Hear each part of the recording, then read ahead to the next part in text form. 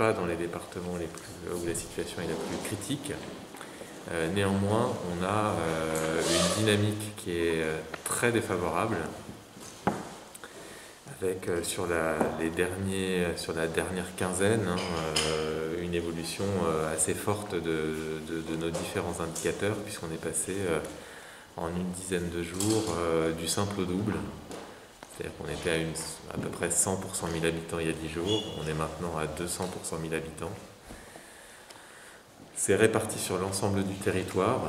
Sur toutes les communautés de communes du département, on a des taux qui sont au-delà des 50 pour 100 000 habitants et pour la grande majorité d'entre eux, au-delà de 100 voire 150 pour 100 000 habitants. Donc on a vraiment une diffusion sur l'ensemble du territoire départemental.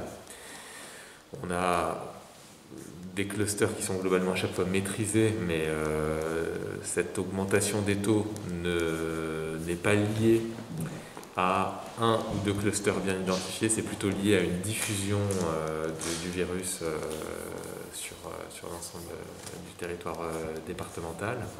On essaye d'avoir une intensité et une montée en charge la plus puissante possible dans le département sur la vaccination. On franchit aujourd'hui, hier le taux de 15% de la population vaccinée en primo-injection dans le département. Donc première injection, 15% de la population dans le département. Et on va franchir aujourd'hui la 50 millième injection dans le département. Première et deuxième. Voilà. Donc on est quand même sur une montée en puissance, et on a sur le mois d'avril une progression de la montée en puissance assez significative, puisqu'on était à 2622 premières doses utilisées sur la semaine dernière, donc la dernière semaine. Cette semaine, donc c'est la semaine du 29 mars au 4 avril, nous avons 4878 doses qui seront administrées dans le département, donc un passage quasiment du simple au double. Et dans les semaines qui suivent, jusqu'à la fin du mois d'avril, une progression chaque semaine pour atteindre quasiment 9000 doses sur la dernière semaine du mois d'avril.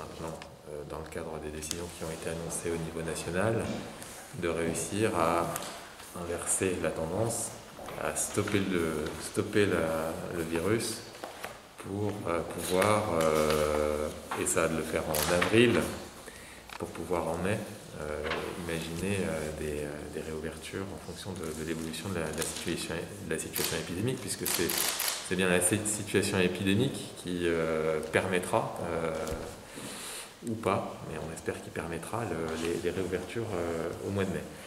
Une incitation très forte à ce que dans l'intégralité des espaces de travail, qu'ils soient publics ou privés, il y ait une montée en puissance très forte du télétravail. Donc, pour la partie publique, dans les services de l'État, il y a bien le maintien de la continuité de l'activité et des services rendus à la population.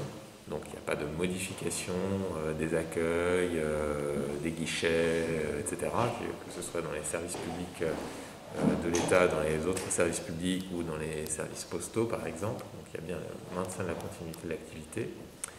En revanche, il y a un travail qui est fait pour faire en sorte que toutes les activités qui sont télétravaillables soient télétravaillées effectivement de façon systématique. Sur le télétravail, à proprement parler, il n'y a pas eu forcément d'injonction supplémentaire, puisque le télétravail est déjà censé être la règle dès lors que tous les postes sont télétravaillables. Ça, c'est pas une option, c'est une règle qui s'applique depuis plusieurs mois, qui est censée s'appliquer depuis plusieurs mois. Par contre, la nouveauté, avec l'élargissement des mesures sanitaires renforcées à l'ensemble du territoire, c'est que dorénavant, les entreprises vont devoir présenter leur plan d'action à la matière, c'est-à-dire justifier ce qu'elles ont mis en place concrètement dans leur entreprise pour limiter la présence sur site. Ce sont des éléments qui devront être présentés à l'occasion notamment des interventions de l'inspection du travail en entreprise.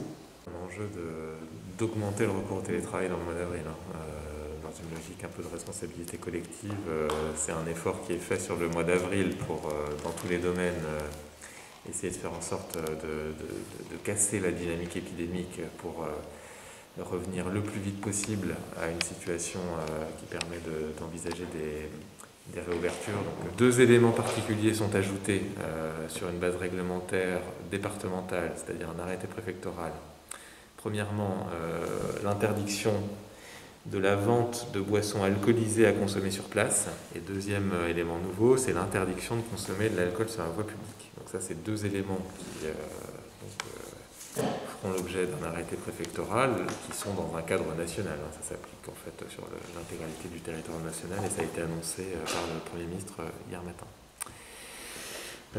Peut-être vous dire aussi que sur l'aspect contrôle de ces mesures, donc il y a plusieurs points qui nécessiteront des contrôles dès ce week-end et dans le courant de la semaine prochaine.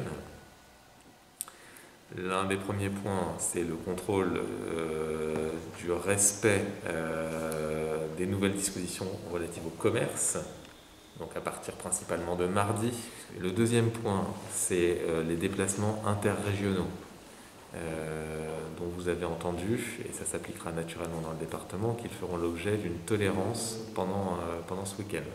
Sur les autres types de sujets, donc couvre-feu à partir de 19h, port du masque et distance des 10 km. Donc là c'est pareil, c'est les dispositions nationales qui s'appliquent.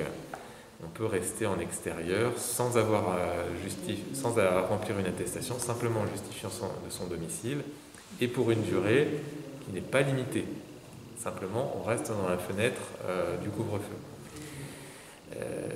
Mais il y a un deuxième élément qui est qu'il ne faut pas que cette liberté se traduise par des rassemblements trop importants qui seraient contraires au bon sens sanitaire.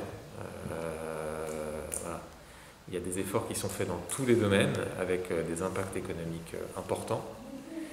Il ne faut pas que tous ces efforts soient gâchés par des comportements individuels, amicaux, familiaux, personnels qui conduiraient à de grands rassemblements qui ne respecteraient pas les mesures élémentaires en termes de protection sanitaire. Donc, ça vaut évidemment pour tout type de rassemblement de voie publique. Il faut respecter la règle des 6 personnes maximum. Il y aura des contrôles sur ce sujet.